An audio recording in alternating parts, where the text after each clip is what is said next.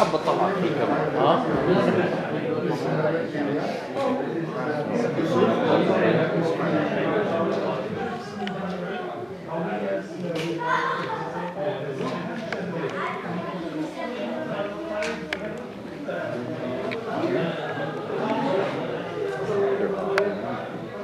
Are we ready for questions and answers?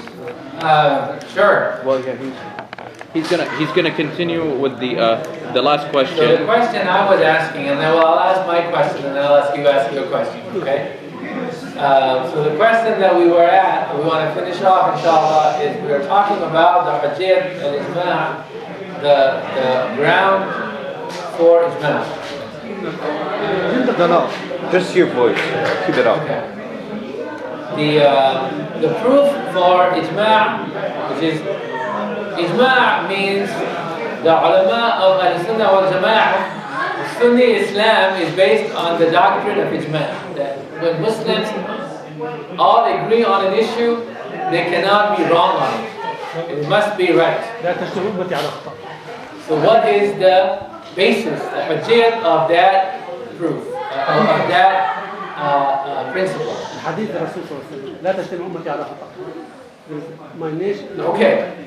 now that's one thing. Now we're getting somewhere, but I'm talking about an ayah first. We'll talk about the Quran first, and then we'll talk about it. So there is an ayah that the Imam Shafi'i used, which is also something that Imam Umar ibn Abdul Aziz would use in his letters to emphasize the importance of the ummah and following the path of Muslims is مَن يَتَّبِعْ غَيْرَ سَبِيلِ الْمُؤْمِنِينَ نُوَلِّهِ مَا تَوَلَّى. And that ayah says that whoever follows the path other than the path of the believers, Allah subhanahu wa ta'ala will abandon him, and such a person will go to the fire, and so the idea is that the path of the believers is established by Imam Shafi'i as the first or one of the proofs of ijma'. And then when we look at the sunnah, then we have the hadith that the brother mentioned, which is لا تجتمع أمتي على ضلالة. My ummah will never agree on error. There is another إن الله لا يجمع أمتي على ضلالة ويد الله على الجماعة. This is another version of the hadith. Now the hadith is not very strong in itself. I mean, there are some sahih narrations of this hadith, but most are weak. So it is a proof, but it is not a very strong proof. So later, Shaykh al-Islam ibn Taymiyyah, when he looked at this problem, he provided a proof that is stronger than any other proof, and from the Quran. And his proof is that Allah subhanahu wa ta'ala says, وَكَذَلِكَ جَعَلْنَاكُمْ أُمَّةً وَسَطًا لِتَكُونُوا شُهَدَاءَ عَلَى النَّاسِ وَيَكُونَ الرَّسُولُ عَلَيْكُمْ شَهِيدًا. And وَكُنْتُمْ خَيْرَ أُمَّةٍ أُخْرِجَتْ لِلنَّاسِ تَأْمُرُونَ بِالْمَعْرُوفِ وَتَنْهَوْنَ عَنِ الْمُنْكَرِ وَتُؤْمِنُونَ بِاللَّهِ. Allah subhanahu wa ta'ala has made you the middle nation, the best nation, so that you are witnesses unto humankind, that you are a witness of Allah to humankind. That is, you tell people about Allah subhanahu wa ta'ala, and on the day of judgment, if somebody argues that, oh Allah, you did not send us messengers, or you did not give us the proof, this ummah will stand and say, we stand as a proof that Allah subhanahu wa ta'ala has sent messengers. And this ummah, the relationship of this ummah, if you look at the ayah, وَكَذَلِكَ جَعَلْنَاكُمْ أُمَّةً وَسَطًا لِتَكُونُوا شُهَدَاءَ عَلَى النَّاسِ وَيَكُونَ الرَّسُولُ عَلَيْكُمْ شَهِيدًا. We have made this ummah witnesses unto people, human beings in general, just like we made the Prophet Muhammad ﷺ a witness unto them. So our relationship to humankind is like the relationship of the Prophet ﷺ to us, in this one respect, which is the respect of conveying the message of Allah subhanahu wa ta'ala. So Ibn Taymiyyah says, look, if Muslims could agree on falsehood, then Allah could never make us witnesses, because a false person, an entity, could never be a witness of Allah subhanahu wa ta'ala. So Muslims will never agree on error. So this is the strongest proof. Similarly, وَكَذَلِكَ جَعَلْنَاكُمْ, thus we have made you, in Surah Al-Imran, أُمَّةً كُنْتُمْ خَيْرَ أُمَّةٍ, you are the best ummah, أُخْرِجَتْ لِلنَّاسِ, you have been raised for humankind. تَأْمُرُونَ بِالْمَعْرُوفِ, you command what is good, وَتَنْهَوْنَ عَنِ الْمُنْكَرِ, and you forbid what is wrong. And you could not, again, Muslims could not do that if they did not know the truth. So this is another proof of the many proofs of Ijma'. Now I guess I will open the floor to your questions. I'd just like to follow up about the speak of the Ijma'. When you look at the life of the Prophet ﷺ, not the hadith, the life, when he had any issue, he also, he didn't do it before he had Ijma' from the Sahaba. But Khattab the same thing, when he had to enter to the Sham, he gathered all the Sahaba. What should we do? So the Ijma' also is in the life of the Sahaba and the Rashidin. So you have to understand there are two events, and this is a wedding, and technically the lecture is over. We had the lecture, this is the QA, this is their turn now. So with all due respect, let's not start making these songs.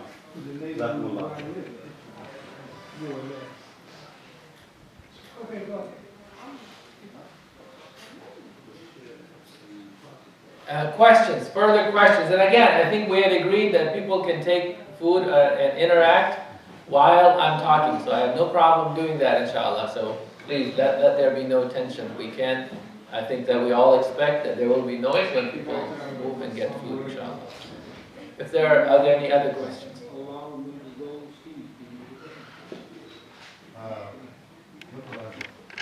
You mentioned something about Khalifa Omar ibn Abdulaziz about reviving the way of governing the nations. Can you elaborate on this? Because it's a very interesting point in the Bible, even how the Khalifa or how the ruler should act and should change and reform the institution of the government. So I said that Umar ibn Abdul Aziz reformed when he became the Khalifa in the 2 years or so that he was a Khalifa. There were 5 or 6 things that he reformed that were all major. Can anybody remind me what those 5 things were? Give me 5, I'll give you the 6th. What was the first thing that he reformed?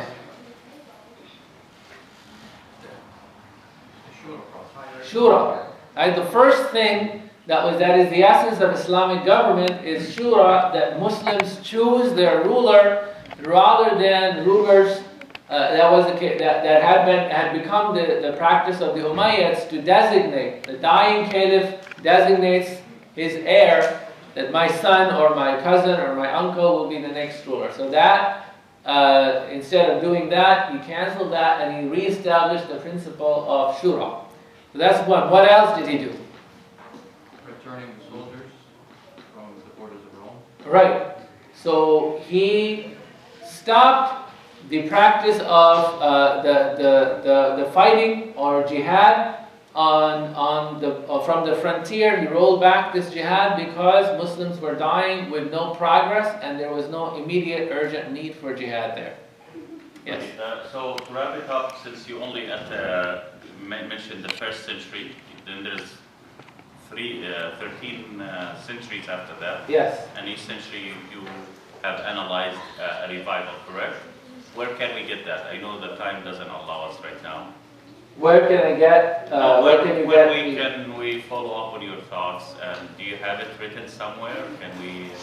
No, I haven't written somewhere, but I'm talking about it tomorrow at the MCA. Okay.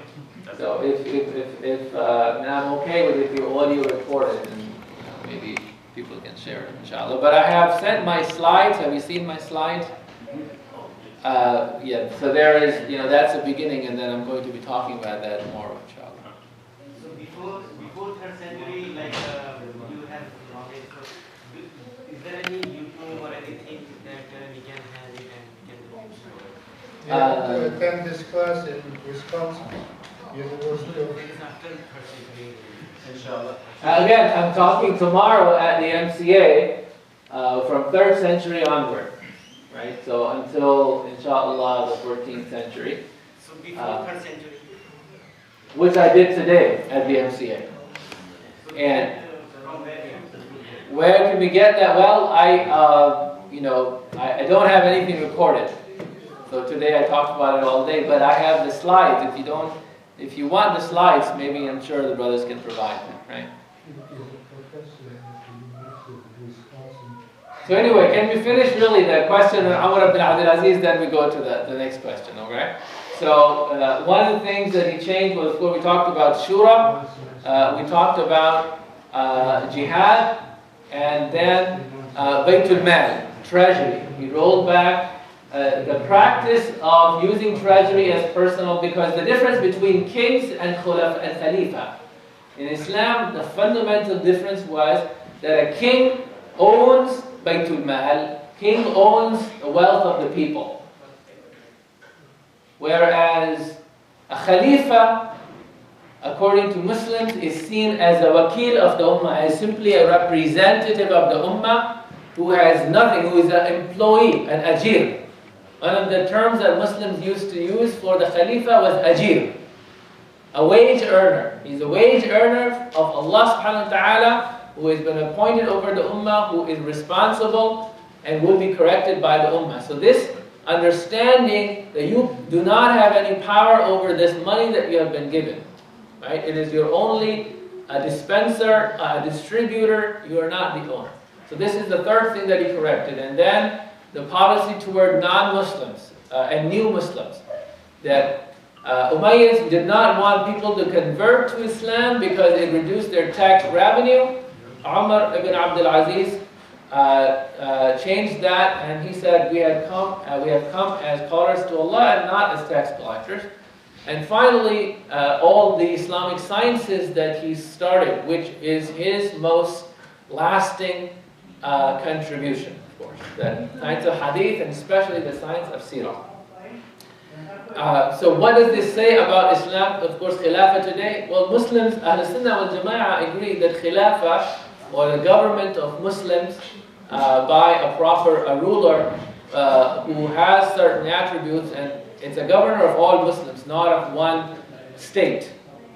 This is part of Ahl Sunnah wal Jama'ah. This is part of the Aqidah, that this is a wajib for Muslims to have a Khalifa and so on. But the ulama say that if you can't have a Khalifa, there is a way to rule Islamically until you have a Khalifa. So you don't, and that's why many of the ulama later talk about what it means to have an Islamic government. Nonetheless, Khalifa is a Khalifa who is a representative of the whole Ummah. You can't have a Khalifa in Egypt and a Khalifa in Pakistan and all that stuff, right? This is one of the main difficulties of talking about Khilafah today, because you have nations and states, and in this context, essentially a Khilafah will have to be something different other than that. And that involves politics and discussion that we don't have time to do. But in terms of the essence of Khalifa, a Khalifa is a representative of the Ummah who rules by the Sharia and represents the Ummah, is corrected by the Ummah. And the principles of Khilafah are established by Abu Bakr radiallahu anhu when he is elected, when he is, the first speech that he makes. This is an extremely important speech that establishes, if you will, Islamic political theory, if you want, which says that I am not the best of you. If I go wrong, if I go astray, correct me. If I follow the path of Allah and His Messenger, support me. But I am not free of error. I'm not like the Prophet Muhammad sallallahu alaihi wasallam. This was his principle, very importantly, that he established, and that he was one among the Muslims. And the fact that he's not the best of them, even though he was the best of them, but he emphasized the fact that he To be Khalifa, he doesn't need to be the best of them. Khalifa is not necessarily the most pious man. You can never know that, right? But Abu Bakr, even though he was the best man, but he did not claim that out of his humility and out of his principle that as a ruler, he is to be corrected by the people. That's why, yeah. Yes. Just to follow up on this, to what extent did the fiqh of Imam Shafi'i and Imam Malik was influenced by the rulers of their time? We know that Imam Malik, he was against that the ulama should have a profession. They should have be under the payroll of the Baytul Mal. Why did Imam Shafi'i, he was a merchant, so he didn't want to have anything to do with the Khalifa or Baytul Mal, so his opinion was authentic and independent. So to what extent the rulers have influenced the fiqh of Imam Shafi'i and Imam Malik? Jazakallah khair. This is an excellent question. I spent actually time today talking about how the four great imams were affected by their times, and of course they were, right? But the way they were affected wasn't simply that they were taking orders. Never. Like, that never happened. But Imam Abu Hanifa and Imam Malik, they lived in the early period. And Imam Abu Hanifa died in the year 150, Imam Malik died in the year 176, I believe. And after that, so in this period, and today my talk was about that, so I'm going to really quickly sum up, but that Imam Malik and Abu Hanifa, if you look at their fiqh, they consider the ruler to be an important part of their fiqh. So ruler has to be legitimate. The ruler has to be there. Because remember, they're talking about early period and they have the memory of Khulafa Rashidun.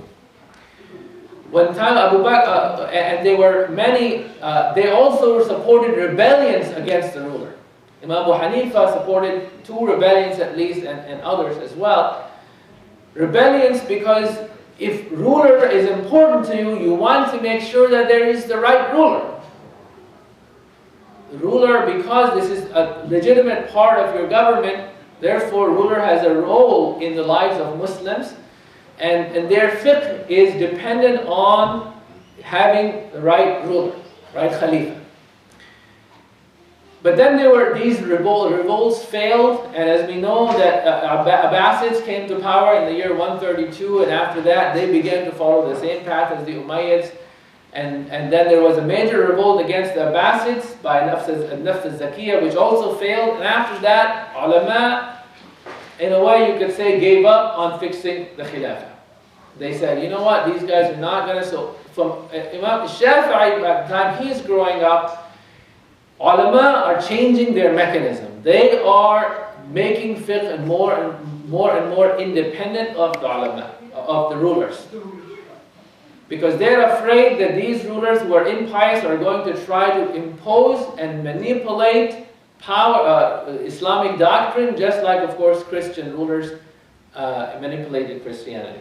You know, as we know, Christianity is really born when Constantine gets all the priests together and says, you come up with one doctrine, and any other doctrine, I'm going to eradicate it. So essentially he imposed it on them. That could never happen in Islam. Anyway, so Imam al-Shafi'i and then after him Imam Ahmad ibn Hanbal were concerned with protecting Islam from manipulation by the Khulafa, by these corrupt rulers. So that is why you find that their attitude toward rulers is different. You will find that, I'll give you an example. Imam Malik, in many of his rulings, he would say that, okay, you find a piece of land and nobody occupies it, what do you do with it? Well, the ruler decides. Imam Shafi'i will go through sophisticated reasoning of this is what the Prophet ﷺ did and this is what happens, or if you find it in this way, this happens. So he wants to solve all the problems so that nothing is left for the ruler's judgment. I'll give you another extreme example of Imam Shafi'i trying to decide for the ruler, so that there is almost no power left or no independence left for the ruler. The issue of making peace with non-Muslims. Imam Shafi'i said that a Muslim ruler cannot go for more than 10 years without waging war against kuffar. Where does he get his 10 years from?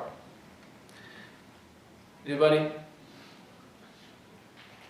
From Sulh Hudaybiyah. Well, I think, yeah, perhaps that, but Sulh Hudaybiyah, the Prophet ﷺ said in that treaty, he made peace with the kuffar for 10 years.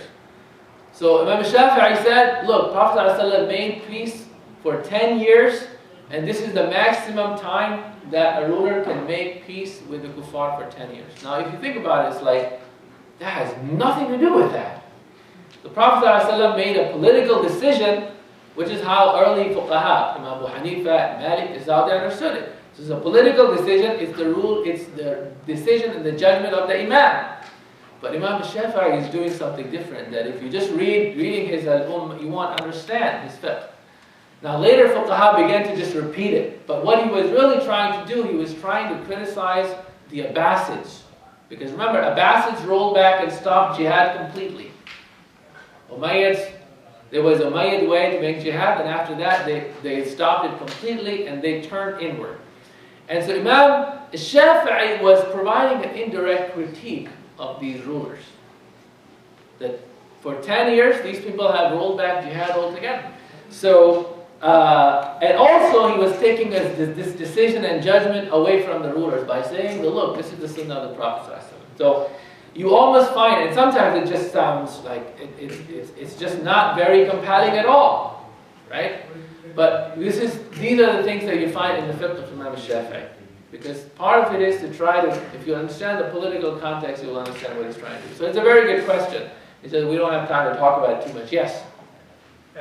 Staying in the ruler arena, I know it might be more of a philosophical point, but do you see what's happening in the Arab countries, a revival to some extent? Is that a revival?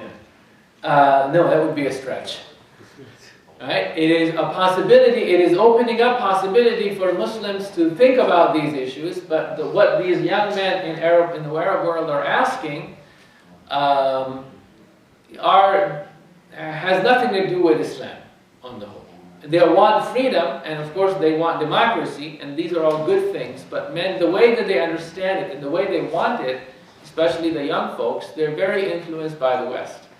And the reason for that is I think that our ulama have to be blamed for that because they haven't provided a way for Muslims, for these young Muslims to articulate and think about political justice in the language of Islam. So they have to go to liberalism and democracy to talk about that. And there is nothing wrong with democracy as a mechanism, but they want it as, if you will, they want to worship it as a god, as if you follow democracy, all the problems will go away, as if we have no problems in the West. So I think that part of our mission is precisely that revival of Islamic thought and history so that we fully understand this fiqh in its context. I mean, I'll give you an example. Of course, we all know what happened to Sheikh Sa'id Ramadan al-Bulti of Syria, right? Everybody know that? The famous Syrian sheikh who was very, very influential, a great scholar, who supported Bashar until the very end of his life and until somebody killed him. Now, this is the story of a great scholar, that not only did he support the ruler, but even after he started massacring people, he continued to support them. So if this is what Islam is for people, of course, young people who are suffering, again, political injustice at the hands of their rulers, they can't turn to this kind of Islam. So we need to provide a language, we need to revive that. And this is why I emphasize in my presentation the history of early Islam. When the first century of Islam, first century and a half, is filled with rebellions against rulers for doing much less than what Bashar is doing now. Right? Much less. I mean, these Umayyads were not kuffar. These Umayyads are not people who are killing tens of thousands of Muslims. I mean, they were being criticized for being cruel to this rebel or that rebel or this critic or that critic. It was nothing comparable to what we have now. And people like Abu Hanifa and Malik, and according to some reports, even Imam al-Shafi'i supported rebellions against them. In fact, Imam al-Shafi'i was brought before the Abbasids and was being, he was actually, was to be executed. But Imam Abu Yusuf, who was the Qadi of the Abbasids, he saved, according to this report, he saved his life by providing him a hila. So Imam al-Shafi'i was active against, if you will, against these rulers. My point is simply that our greatest ulama have been involved in political activism in order to bring the right rule. But later, and that's the legacy that I will talk about tomorrow, inshallah, the later ulama become what we call quietists, so that you don't do anything with the rulers because it never works. There's always more bloodshed and no good that comes out of it. So with that, inshallah, I think I will stop and I'll allow people to take food. And Jazakumullah khair. Let me end with the Surah Al-Asr, and so that I hope we think about it and what we have said in terms of the Quran, the Sunnah of Shaitan Rajim. Bismillah ar-Rahman ar-Rahim. Wal-Asr, inna al-insana lafi khusr illa alladhina amanu wa amilu as-salihati wa tawasaw bil-haqqi wa tawasaw bis-sabr. وآخر دعوانا الحمد لله رب العالمين. جزاكم الله خيرا.